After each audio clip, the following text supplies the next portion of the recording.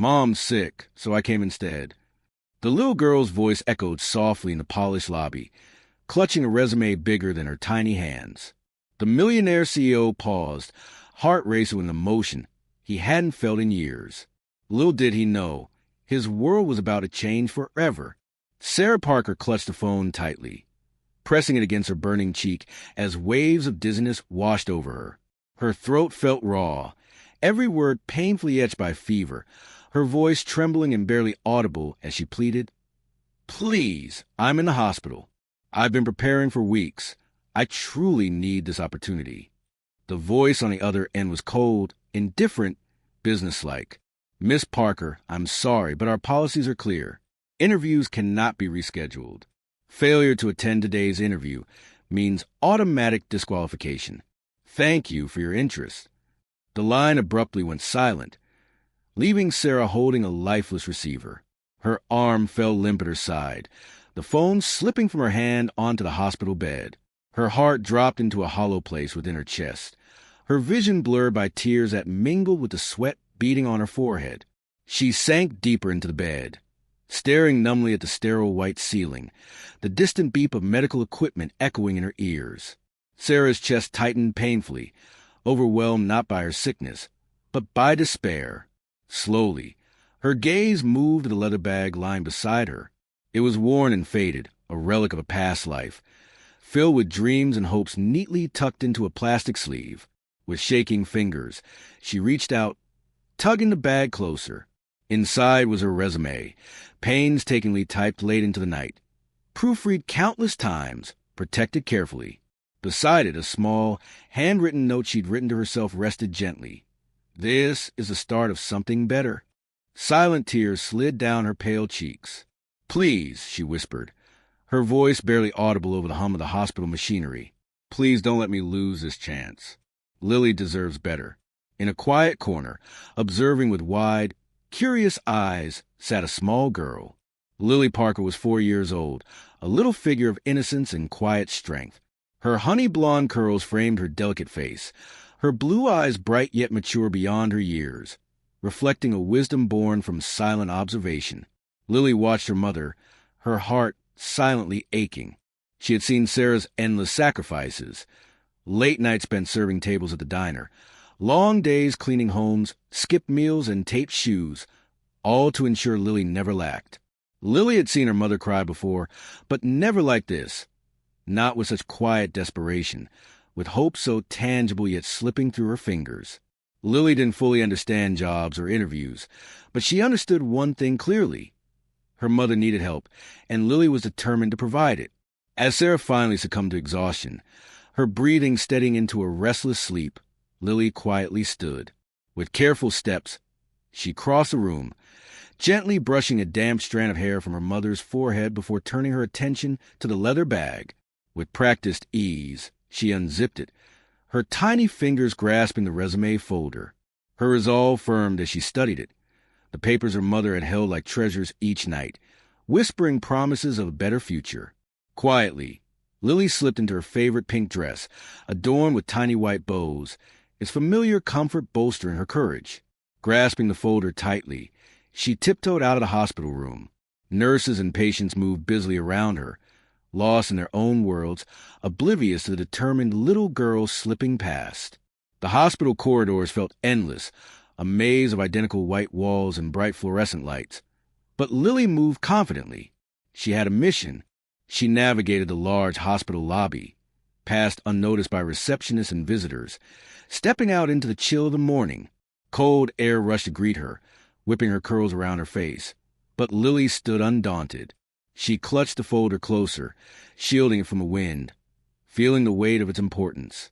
Her destination was clear in her mind, memorized from a brightly colored brochure her mother had taped lovingly onto their refrigerator door, a daily reminder of what was possible. Lily's little feet moved steadily, navigating busy streets with a confidence born of necessity.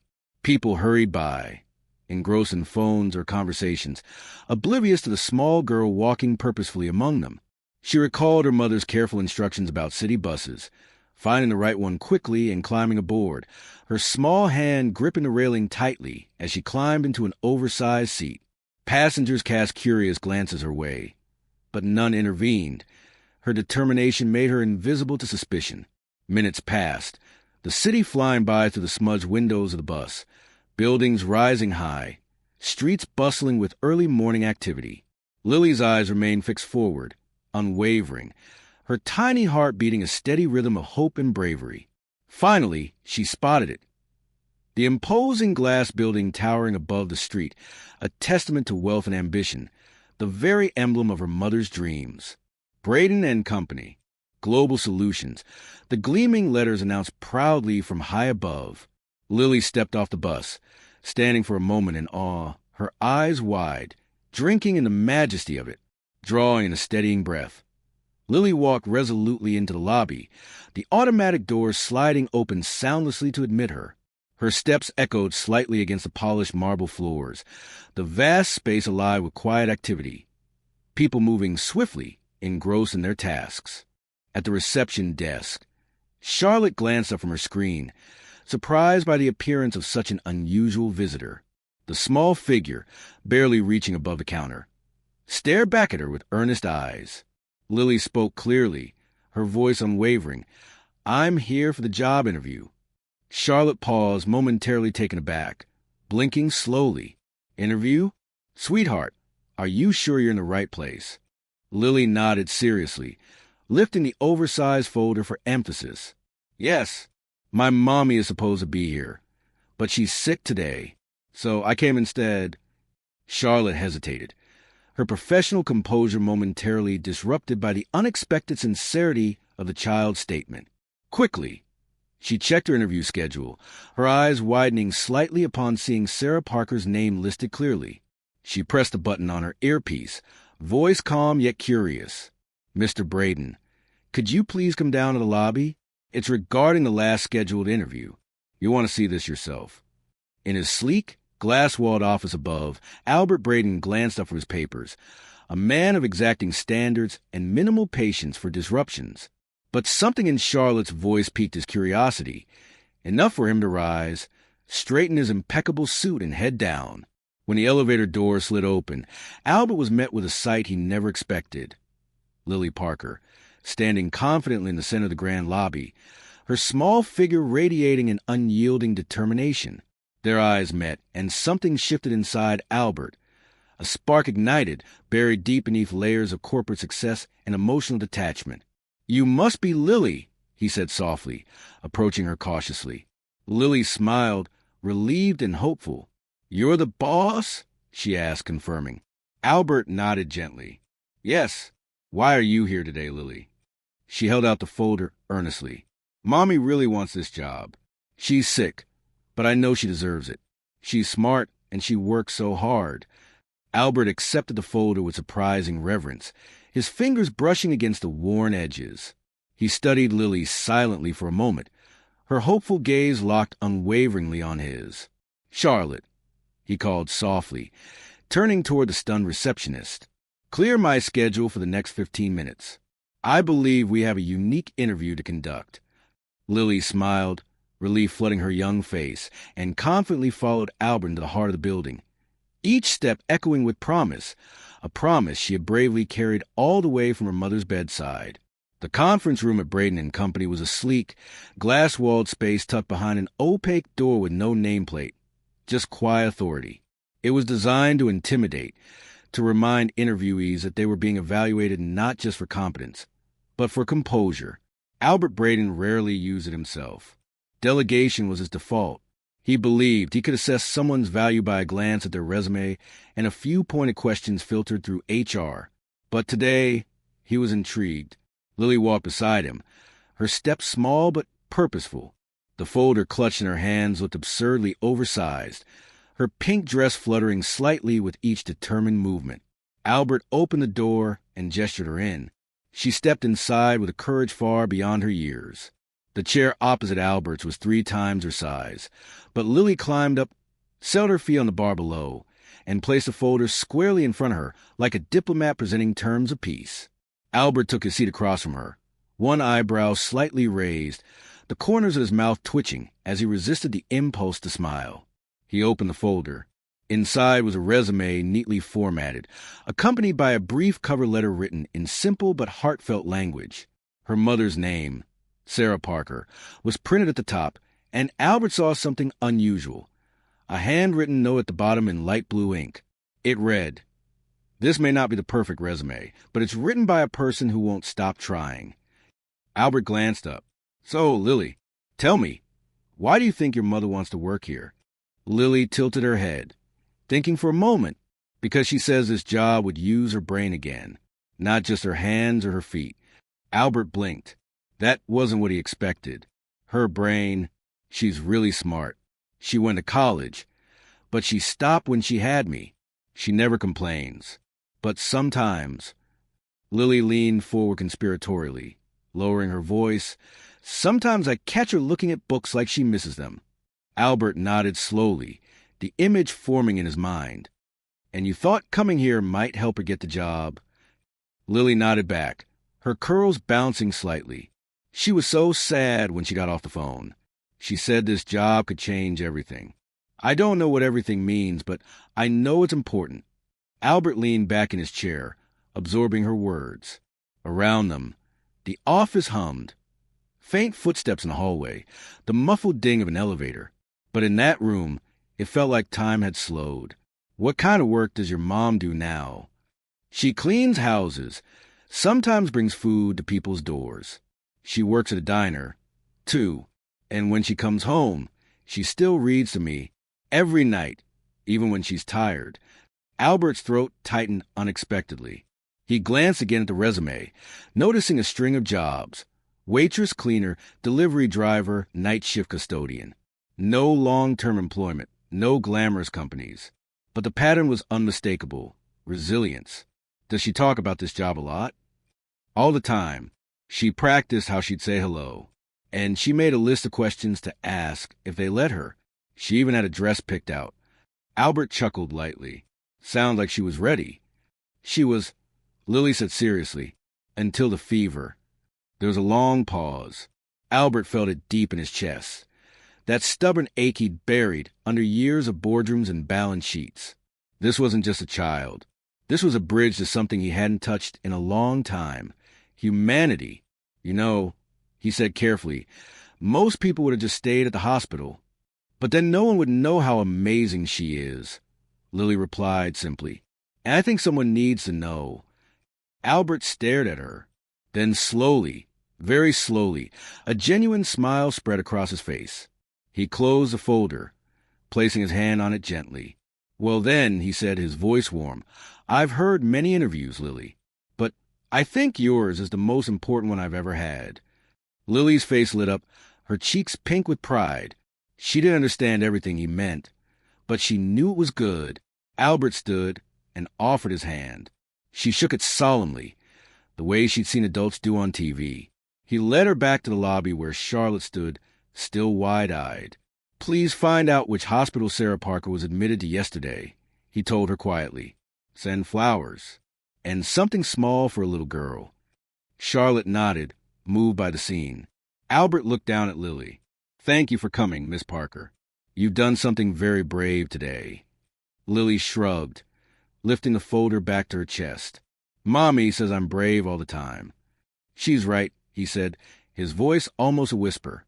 As Lily walked back out into the city's chill morning, escorted carefully by Charlotte, Albert stood in the center of his empire and felt something entirely new, a flicker of change. In his office, he reopened Sarah's resume. This time, not out of curiosity, but with genuine interest. He read it cover to cover, noting every job, every date, every line. And at the very bottom, again, the blue-inked note. "This may not be the perfect resume, but it's written by a person who won't stop trying." He pressed the intercom.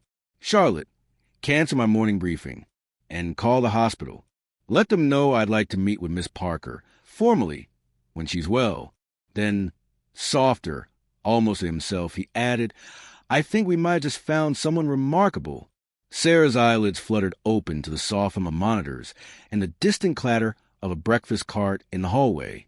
Her body ached, every muscle fatigued from the fever that had racked her through the night. The hospital room was still and gray. Sunlight diffused gently through the blinds.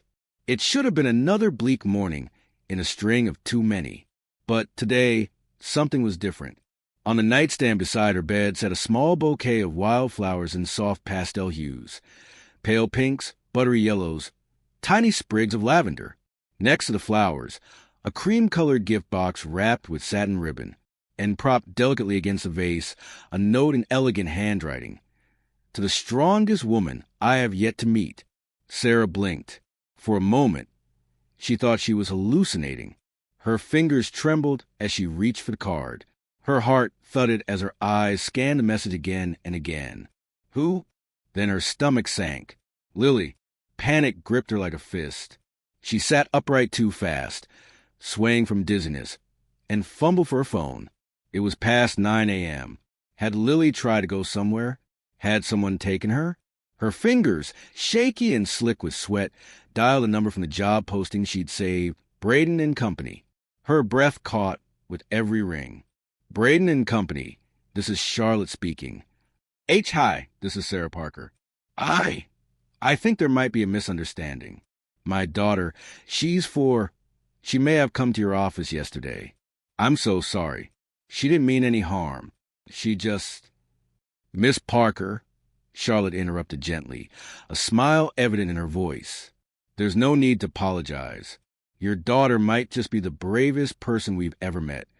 Sarah froze. You saw her.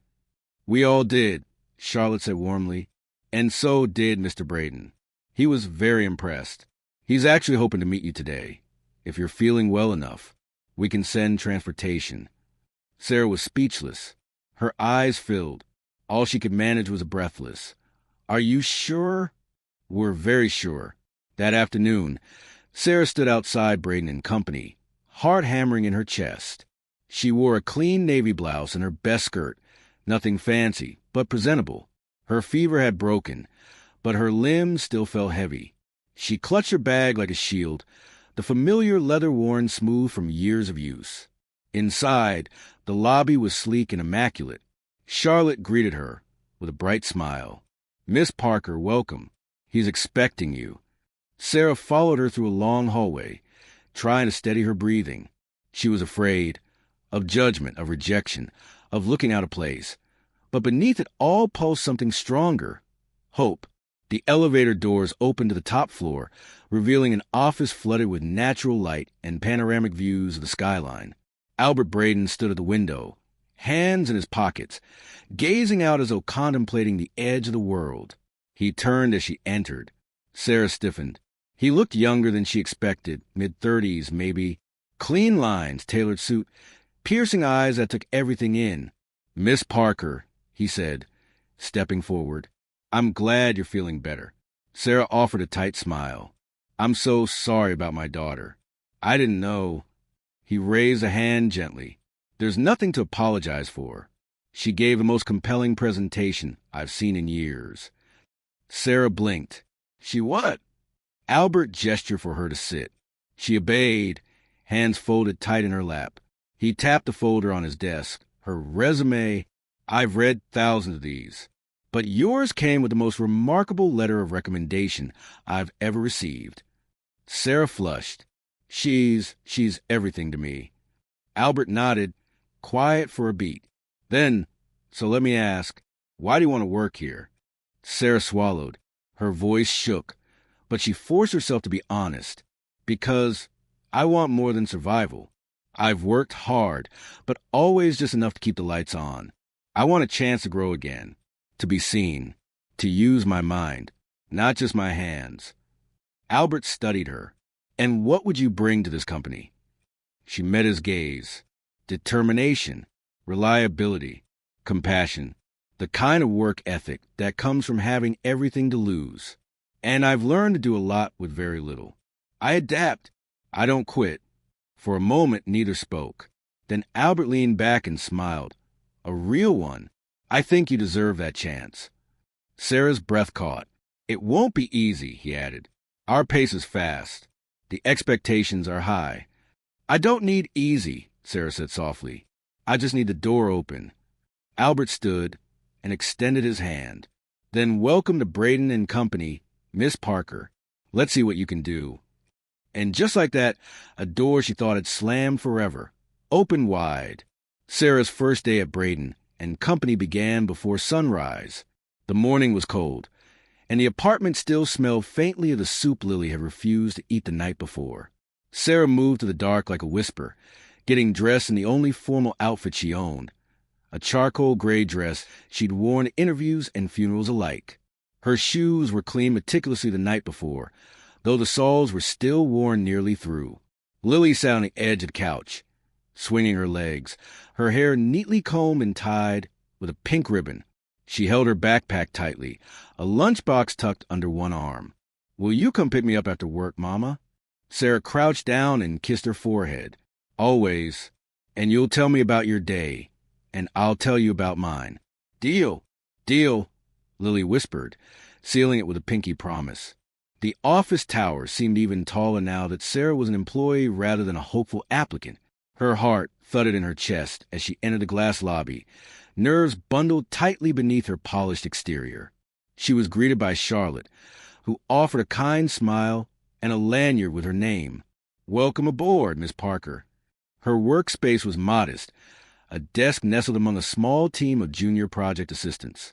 The others, dressed in sleek blazers and heels that clicked with confidence, barely glanced her way. Their world was polished, efficient. Sarah felt like a ghost among marble and chrome. Still, she smiled. She listened. She took notes. She asked questions when she could, and when no one was watching. She read every internal document she could access, absorbing the language of the business like a new dialect.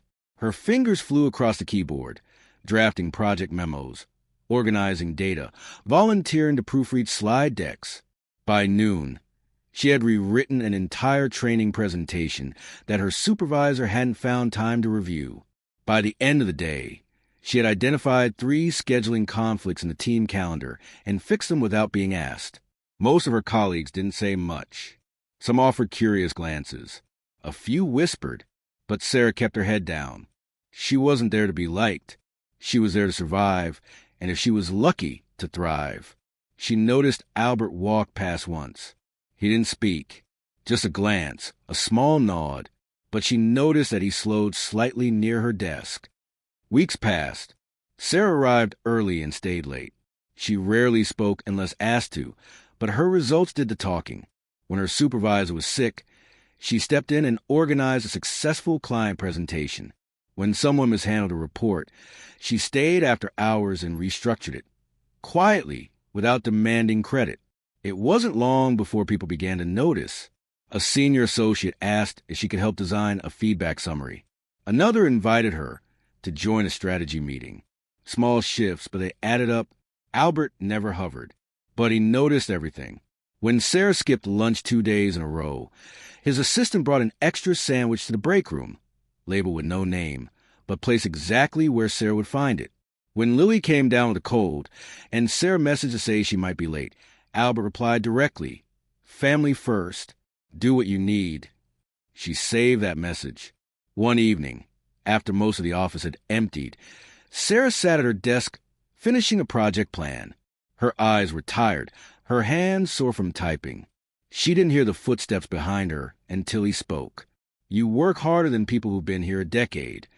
She turned, startled. Albert leaned casually against the wall, hands in his pockets. Sarah smiled wearily. "I guess I'm just trying to catch up." He walked over and gestured to the seat next to her. "May I?" She nodded. For a while, they sat in silence. The hum of the city filtered in through the tall windows. Below them, traffic pulsed like a heartbeat. In that quiet, a kind of comfort bloomed. Then Sarah spoke. "I never thought I'd end up somewhere like this." Albert looked at her. "Why not?" "I was in college," she began slowly. "Marketing major. I loved it. I had internships lined up, mentors who believed in me. Then I met someone. Thought he was everything. Got pregnant." Albert listened, unmoving. "I told him." He left. Said he wasn't ready to be a father. "My parents said I ruined my life. They gave me a choice, give the baby up or leave." Her voice caught. She looked down at her hands, still tense. So I left, and I never went back. Albert's voice was low. And you chose Lily. Always. Even when it meant starting over from nothing. He was quiet. Then, with a calm gentleness, he said, "You're stronger than anyone I know." She met his gaze, surprised. "I grew up in the foster system," he added. "Parents died when I was 10. No one wanted a kid like me. I built this company because I needed control. But what I never had, what you have, is courage." Sarah's eyes filled, but she didn't cry. She simply nodded. In that moment, the space between them softened. Not boss and employee, not CEO and assistant. Just two people who had learned how to survive the hard way. And for the first time in years, Sarah didn't feel alone. Fridays at Braden and Company carried a quieter energy. The pace softened. Suits were replaced with business casual, and even the hum of tension seemed to rest. But for one little girl, it was the best day of the week. Every Friday, after preschool, Lily would skip to the office halls like they belonged to her. She'd wave at Charlotte at the front desk, offer a cheerful hi to the HR staff, and dart straight toward the executive suite like she had an appointment with destiny. Her final stop? Albert's office. "Boss man," she'd declare, hopping onto the soft couch in the corner with her coloring books in hand. Albert would pretend to sigh in defeat. The real CEO has arrived. His office, once sterile and stark, now bore traces of her weekly presence. A small stack of storybooks on the shelf, a blanket she brought from home, and a bright red crayon mark on the inside of his desk drawer that no one had the heart to clean. At company picnics, Lily rode on Albert's shoulders. At staff birthdays, she insisted on helping cut the cake. She had her own coffee mug, filled only with apple juice, and her name scribbled on a sticky note above the water cooler. Lily's office club. Sarah watched it all unfold with a mixture of awe and anxiety. She'd never planned for Lily to be part of her workplace, but the office had embraced her like a mascot. And Albert, he had surprised her most of all. He never once treated Lily like an inconvenience. He listened to her endless stories, tied her shoelaces when they came undone, and once even took her to a bookstore on a Saturday when Sarah was working overtime. He'd texted her a photo that evening, Lily holding a picture book titled "Brave Girls Build Empires." The caption read, "She picked it herself."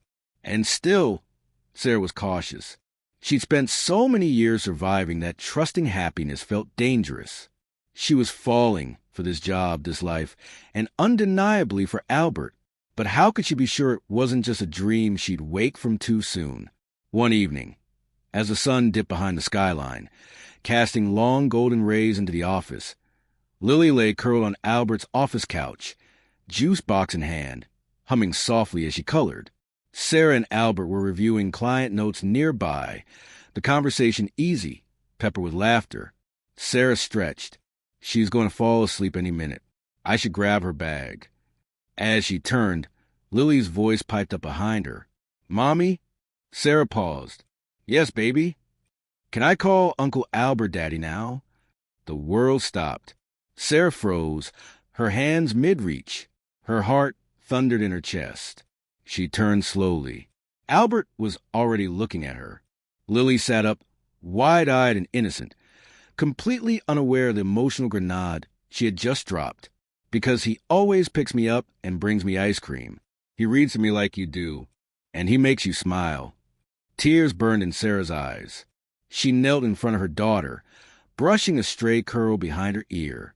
"You can call him whatever feels right to you, sweetheart." Then, slowly, she turned to face Albert. She expected panic. Recoil, a polite sidestep, but he was already walking toward them, his eyes steady, his smile quiet. He knelt beside them both, resting his hand on Lily's shoulder. "I would be honored," he said.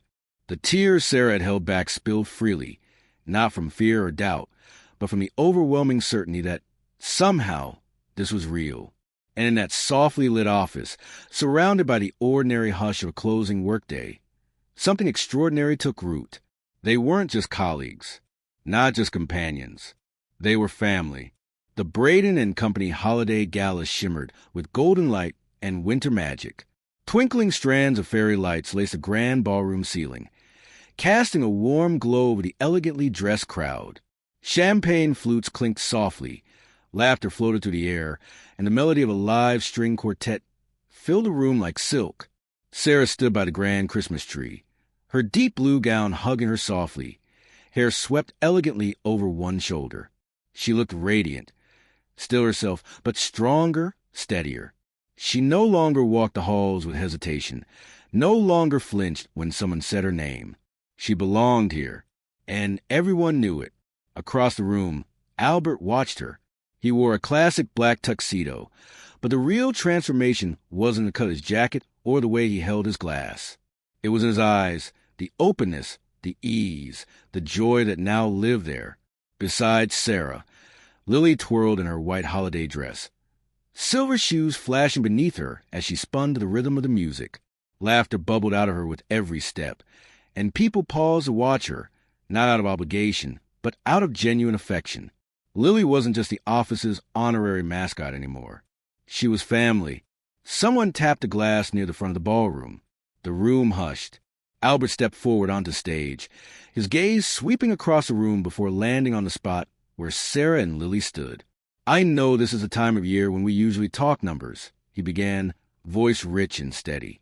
"Growth reports, performance charts, forecasts for the next quarter. But tonight, I want to talk about something different. I want to talk about a little girl." A few chuckles rippled through the room. Albert smiled. A little girl who walked into our lobby wearing a pink dress, holding a folder twice her size, and asked to be considered for a job interview on behalf of her mother. Sarah's breath caught. Lily beamed. "That child didn't just change the trajectory of one woman's life," Albert continued, his voice softening. "She changed mine. She reminded me that resilience doesn't always come with a perfect resume, that strength often comes dressed in humility, and that sometimes family finds you when you're not even looking." He paused, eyes misting just slightly. "Sarah Parker," he said, gesturing toward her, "walked through our doors with a story few of us knew, and a strength that all of us needed." Applause erupted. Sarah flushed, her hand rising instinctively to her mouth.